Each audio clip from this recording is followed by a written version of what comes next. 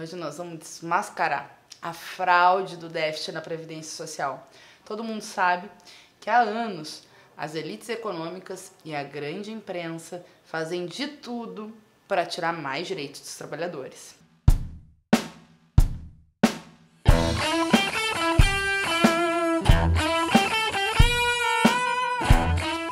Desde que o Bolsonaro ganhou a eleição, dia sim, dia também, eles falam um pouquinho da reforma da Previdência, embora nunca apresentem um modelo. Mas conhecendo Paulo Guedes e as declarações dele sobre o modelo a ser exportado, que é o modelo chileno, a gente já sabe que por aí vem tentativa de ataques. Tem três grandes mentiras que a gente vê cotidianamente na imprensa brasileira. A primeira delas é que a Previdência Social é deficitária e que, portanto, tem um rombo enorme no INSS, no Regime Geral de Previdência, e para isso tem que aumentar o tempo de contribuição, a idade mínima e, nos estados, inclusive, a alíquota para aposentadoria.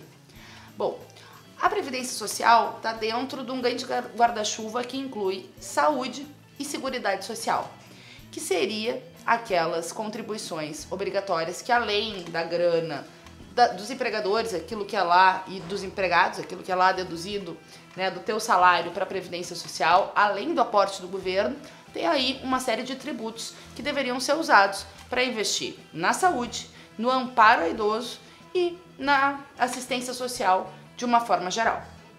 Em 2014, a arrecadação foi 686 bilhões de reais na Previdência Social e 632 bilhões gastos com os benefícios, com o direito dos trabalhadores e ainda esse tema da seguridade.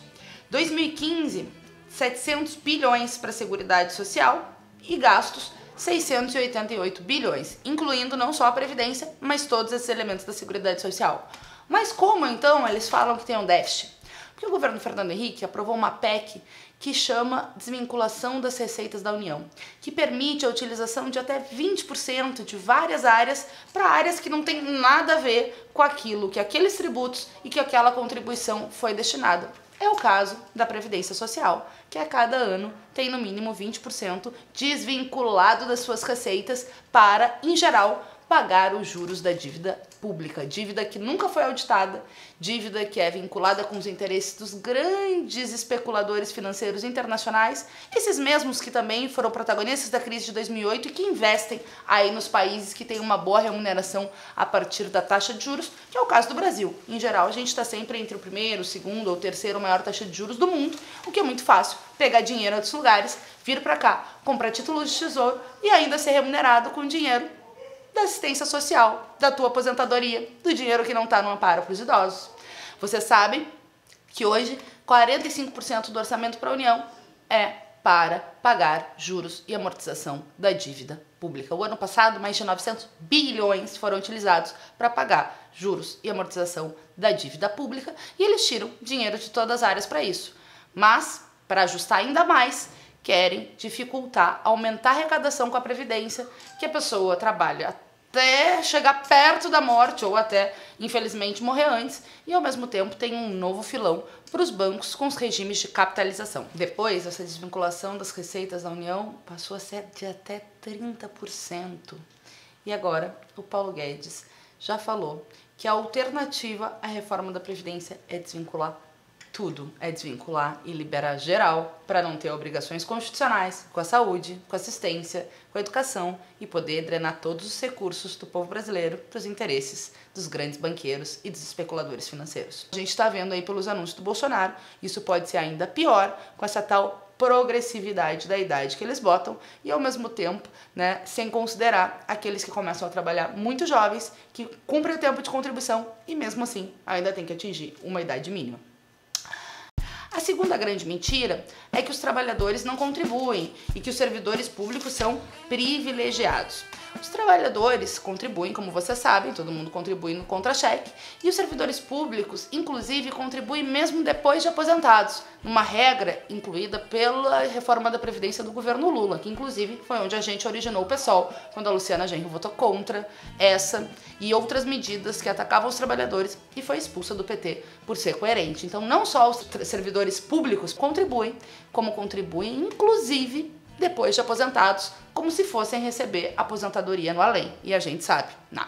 Que inclusive as pensões e benefícios, etc, estão cada vez mais sendo restritos e atacados pelos governos. No início de 2015, a Dilma já tirou alguns direitos das mulheres, enfim, em caso de morte, etc. E agora, no INSS, o Bolsonaro quer dificultar o acesso a direitos dos trabalhadores que podem ter direito a algum tipo de assistência. Vamos dar uma olhada aqui, o que é mais?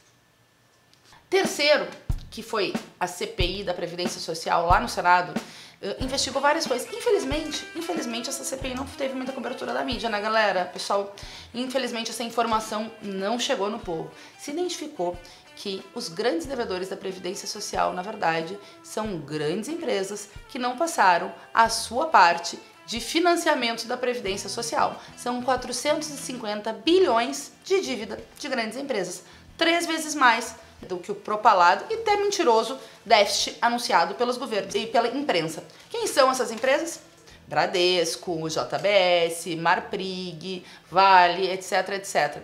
E esse déficit aumenta ainda mais quando se leva em consideração o aumento das desonerações de impostos que o governo sucessivamente aí no último período aumentou para as empresas e abriu mão de coletar também essa parte patronal no que diz respeito a financiamentos da Seguridade Social. Para vocês terem uma ideia, a renúncia aumentou de 50 bilhões a 143 bilhões que não se arrecadou para a Previdência Social. Então bora cobrar as grandes empresas, pagar aquela parte lá que devem, que é 450 bilhões, e 2, discutir e acabar com essas desonerações que na verdade massacram os interesses dos trabalhadores, os direitos do nosso povo.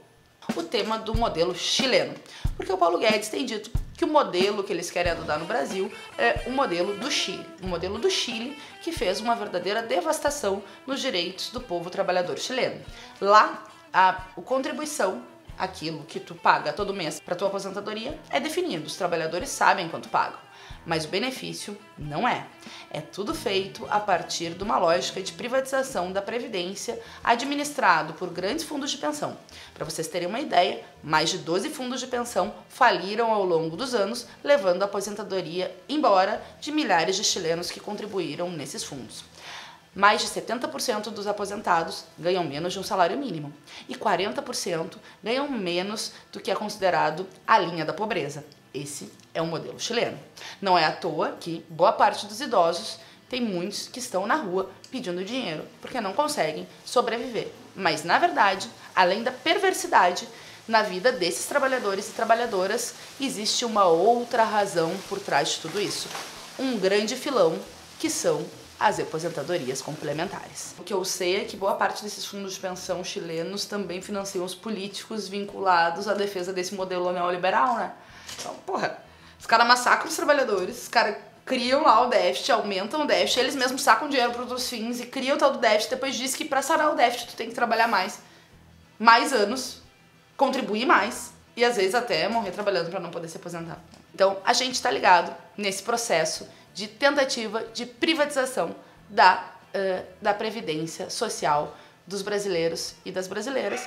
Ainda não chegou a projeto do Bolsonaro, mas a gente vai seguir debatendo para organizar uma ampla resistência e que a gente não veja o que aconteceu no Chile acontecer no Brasil. É preciso lutar, é preciso defender direitos, é preciso defender uma previdência social solidária e uma seguridade que responda aos interesses dos trabalhadores e não dos bancos e das grandes empresas. Ficamos por aqui hoje. Beijo pra vocês.